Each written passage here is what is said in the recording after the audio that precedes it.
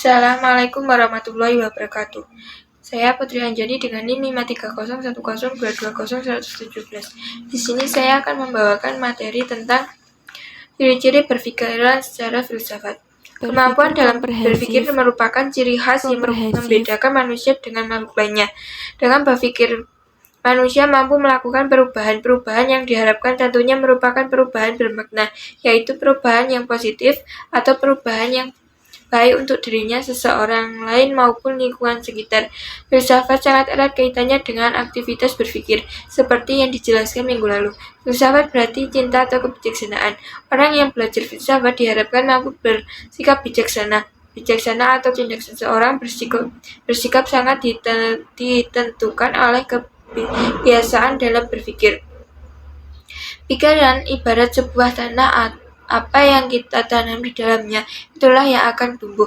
Bila kita tanam biji-biji yang baik di dalam pikiran kita, maka biji-biji tersebut akan tumbuh dan berbuah menjadi perkataan dan sikap yang baik dan bijaksana. Oleh karena itu, agar kita mampu bersikap bijaksana, kita harus lebih dulu belajar dan membiasakan diri untuk berpikir secara filsafat.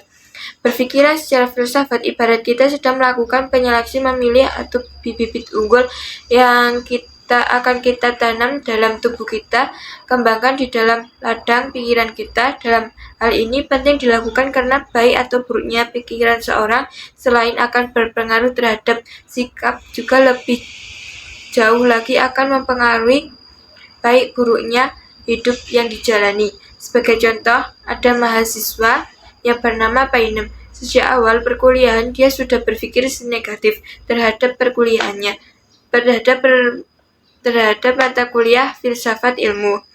Pemikiran negatif itu diantaranya berpikir bahwa filsafat ilmu adalah mata kuliah yang negatif, yang paling sulit, membosankan, tidak jelas, bikin pusing, dan lain sebagainya.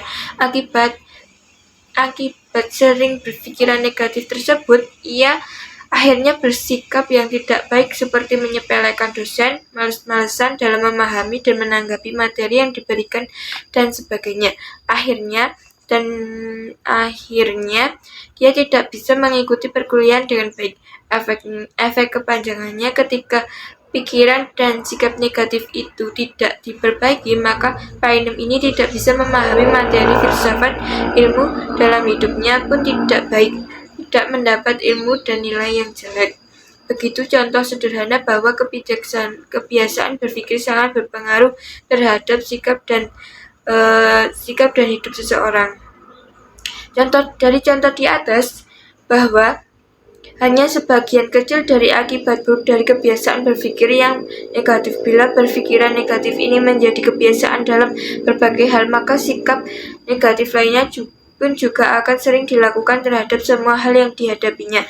Alhasil kehidupannya pun akan tidak baik. Maka agar sikap dan kehidupan yang baik kita jalani, kita harus terbiasa untuk memperbaiki mindset kita dengan melatih diri dan membiasakan diri berpikir secara kefilsafatan.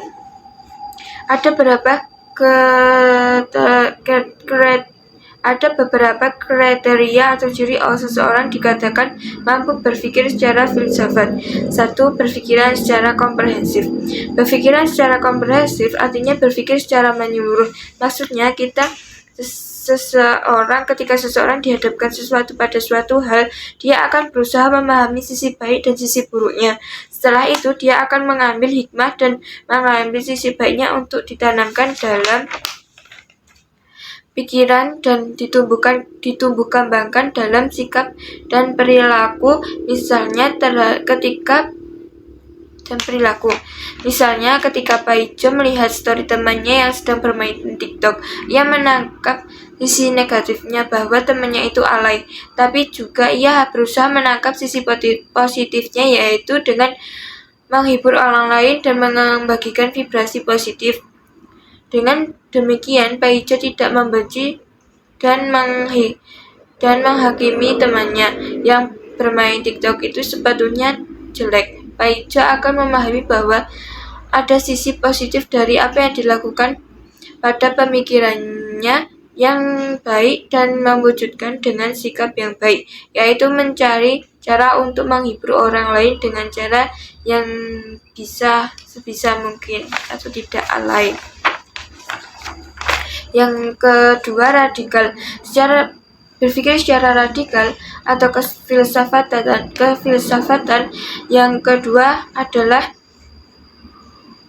dalam hal ini perlu dipahami terlebih dahulu arti radikal.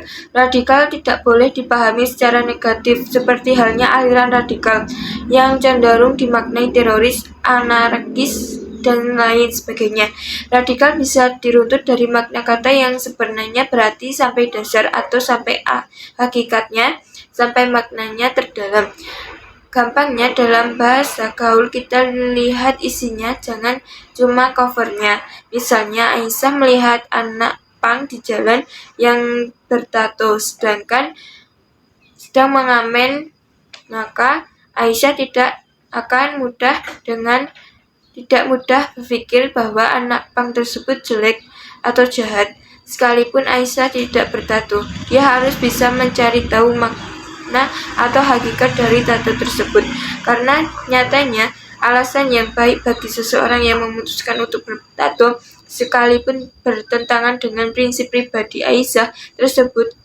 Jadi setelah berpikir secara radikal, dia akan biasa lebih memahami orang lain dan bersikap toleran bahwa ada orang lain yang memiliki prinsip hidup yang berbeda dengan dia dan layak untuk dihargai selama tidak mengganggu dan merugikan.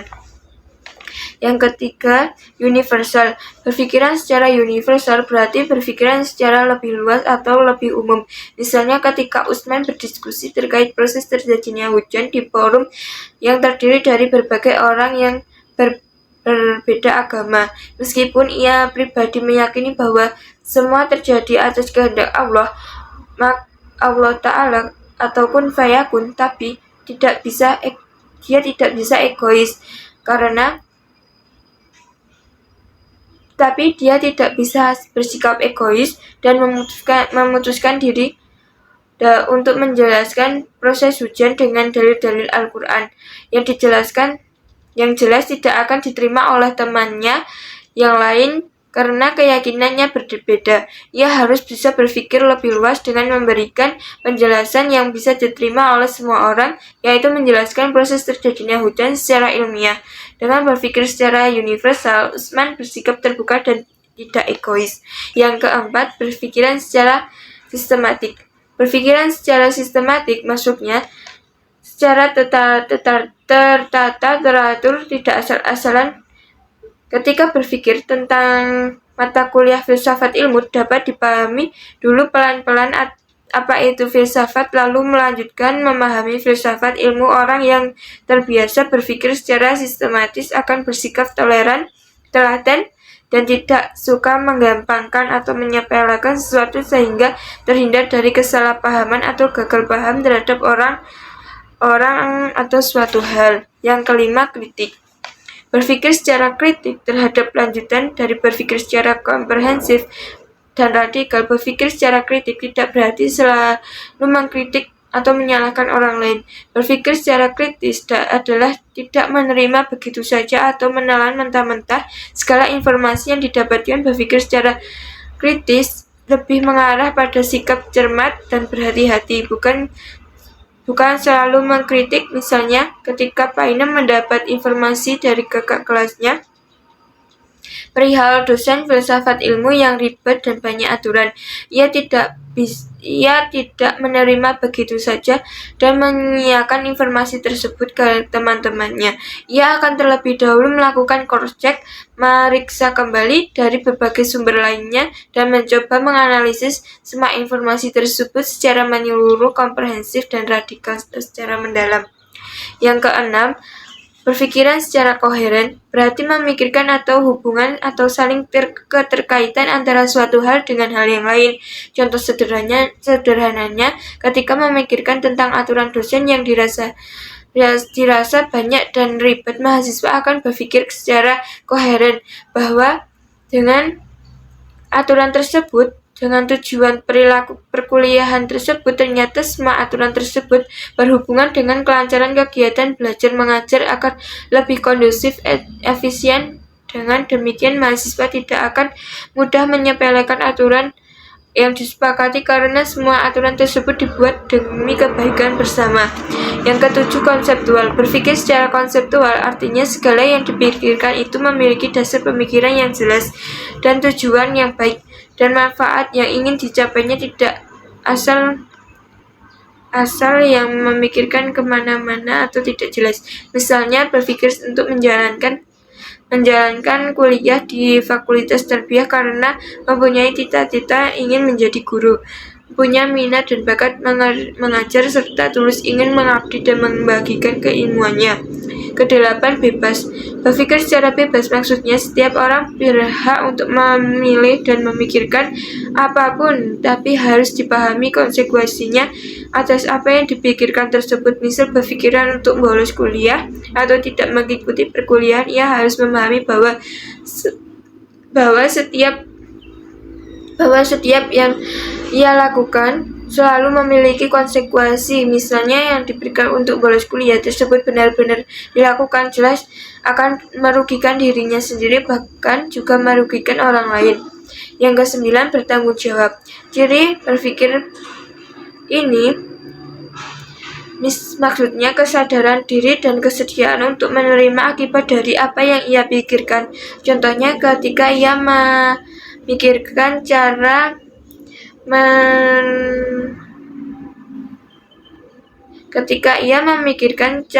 mendapatkan nilai A yaitu mencontek. Dia sadar bahwa yang dilakukan itu adalah salah, dan dia harus bersedia menerima akibat yang ia pikirkan atau yang ia perbuat tersebut, yaitu dia akan mendapatkan ilmu dan keberkahan, serta ilmu yang dipelajarinya tidak akan menjadi ilmu yang bermanfaat. Dengan kesadaran dan bertanggung jawab terhadap pemikirannya sendiri, diharapkan seorang lebih berhati-hati dalam memikirkan sesuatu hal dan tidak suka mencari jalan pintas untuk melakukan suatu hal. Dari materi tersebut, kebiasaan seseorang dalam berpikiran kefilsafatan sangat penting bagi kehidupan seseorang. Macam dan fungsi kecerdasan manusia tidak hanya dari sisi intelektual, memahami atau menghafal dan sebagainya, tapi juga fungsi dari sisi kecerdasan emosional dan kecerdasan spiritual. Kebiasaan berpikir secara filsafatan akan mengasah kecerdasan emosional yang selama ini seringkali diakibatkan, padahal menurut penelitian kecerdasan emosional ini mempengaruhi 80% kesuksesan seseorang ketimbang hanya mengandalkan kecerdasan intelektualnya. Dengan mengasah kemampuan berpikir secara kefilsafatan, seorang dapat menyikapi segala sesuatu secara bijaksana karena telah dipikirkan terlebih dahulu secara komprehensif, radikal, sistematif, dan lain sebagainya. Pembelajaran pada pertemuan kedua ini bertujuan untuk menumbuhkan kesadaran mahasiswa untuk berpikir secara bijaksana, bertujuan untuk menumbuhkan kesadaran diri dalam memikirkan segala sesuatu yang dihadapi secara filsafat, komprehensif, radikal, universal, kritik, dan lain sebagainya. Terlebih dahulu, bagi mahasiswa, kebiasaan berpikir secara kefilsafatan sangat penting dalam menunjang penerapan ilmu yang mereka peroleh agar dapat memiliki pola pikir yang terbuka. Dengan berpikir secara filsafat tersebut, harapannya mahasiswa dapat menjalani hidupnya dengan bijaksana dan lebih dewasa dalam berpikir dan bertindak. Nah, dari materi tersebut dapat kita pahami bahwa berpikir secara filsafat adalah berpikir secara bijaksana dan mampu melakukan perubahan dalam diri kita. Berpikiran secara bisa melihat secara sisi baik dan sisi buruknya seseorang dan tidak mudah mengambil keputusan begitu saja. Berpikiran secara radikal. Dari berpikiran radikal ini dapat kita pahami bahwa kita harus berpikir secara mendalam. Tidak boleh menjudge seseorang itu dari covernya saja, maupun dia bertato atau tidak. Dia mempunyai prinsipnya sendiri untuk kehidupannya sendiri. Selagi dia tidak merugikan atau mengganggu pemikiran universal. Dari pemikiran universal ini bahwa dapat kita ketahui bahwa kita tidak boleh berpikiran secara egois. Kita harus bersikap toleran terhadap teman-teman kita yang berbeda keyakinan. Sistematik. Pikiran secara sistematik biasanya seseorang akan bersikap telaten, tidak asal menggampangkan atau menyepelekan orang lain. Kelima, kritik. Berpikiran secara kritik seperti contoh yang tadi, bahwa kita tidak boleh menelan mentah-mentah informasi dari teman. Kita harus meng-cross-check sendiri, berpikiran secara koheren, berpikir secara berhubungan atau keterkaitan. Berpikiran bahwa semua itu demi kebaikan kita sendiri. Konseptual. Berpikiran secara konseptual atau berpikiran secara jelas dan manfaatnya, seperti contohnya kita tadi itu, kalau kita ingin mengejar sesuatu, kita harus jelas dalam mencapainya dan jangan berpikiran yang buruk atau negatif. Yang ke-9, bertanggung jawab. Dalam hal ini kita bisa sadar bahwa apa yang kita pikirkan, apa yang kita lakukan agar kita tidak salah dalam pemikiran dan berhati-hati dalam mencari dan berhati-hati dalam bertindak. Dari pemikiran filsafat ini dapat kita pahami bahwa kita lebih bijaksana dalam memilih suatu hal dan kita lebih dewasa dalam bertindak dan berpikir. Sekian dari saya, apabila ada kesalahan saya mohon maaf. Assalamualaikum warahmatullahi wabarakatuh.